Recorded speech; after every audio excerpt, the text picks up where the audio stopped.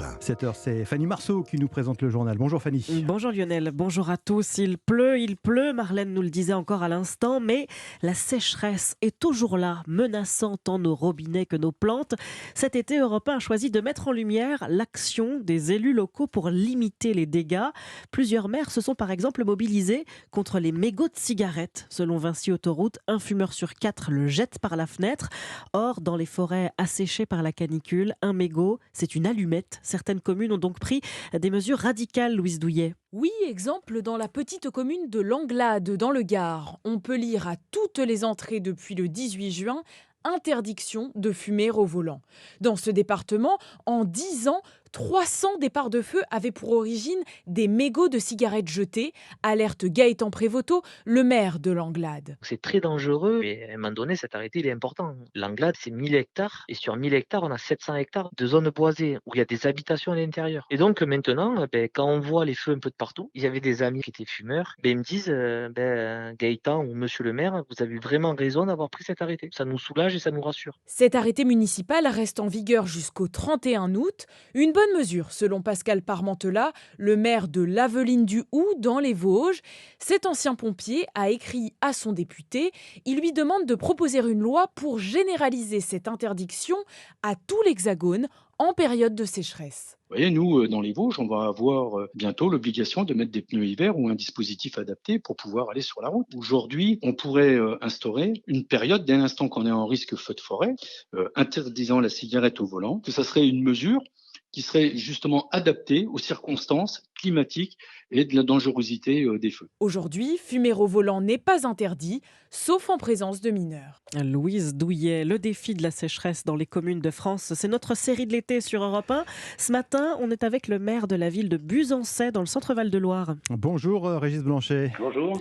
Buzancais, labellisé ville fleurie, l'arrosage est interdit avec les restrictions d'eau, mais pour conserver votre label, eh bien vous avez anticipé et stocké de l'eau pour arroser vos fleurs, c'est bien ça ?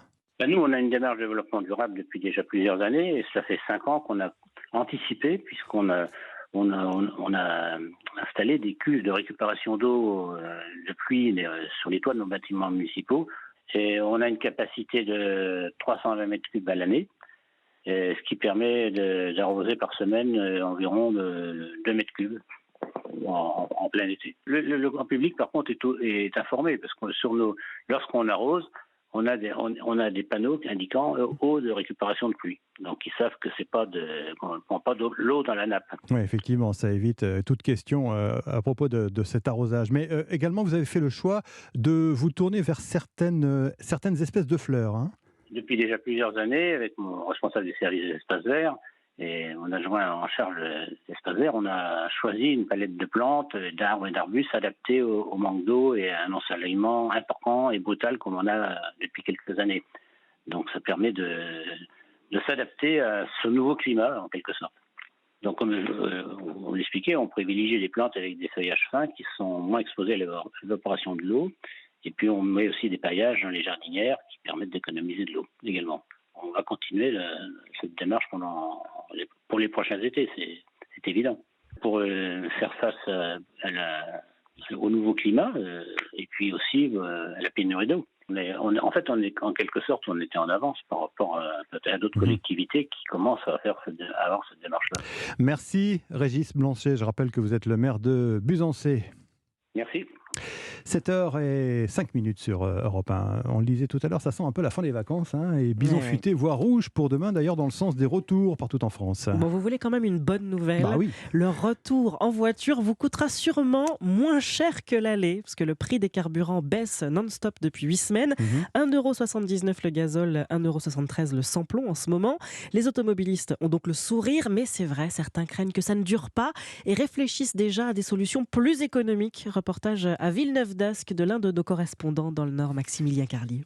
Anthony observe attentivement le compteur de la pompe défiler. Même si le prix du litre diminue ces dernières semaines, cela reste insuffisant pour lui. Il faudrait que ça baisse encore un peu plus. On a du mal à s'en sortir. C'est pas facile pour tout le monde. Nous, on met 10 euros, parce qu'on ne peut pas mettre plus. Il faut la voiture pour travailler. On n'a pas le choix.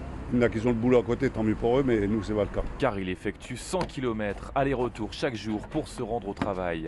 Juste à côté, Corinne, elle aussi, voit son budget essence augmenter et compte trouver une solution rapidement. Je pense très sérieusement à faire mettre sur ma voiture l'élément qui me permettra de rouler à l'éthanol. Ça sera l'avenir. Autre alternative que certains envisagent, les transports en commun plutôt que la voiture. Franck y songe de plus en plus. Moi j'y pense toujours évidemment prendre le train, étant donné que j'habite pas trop loin pour le prendre. Après c'est d'autres contraintes aussi. La voiture, c'est aussi important pour se déplacer. La SNCF, elle a parfois aussi pas mal de problèmes pour se déplacer, les retards, etc., les trains annulés.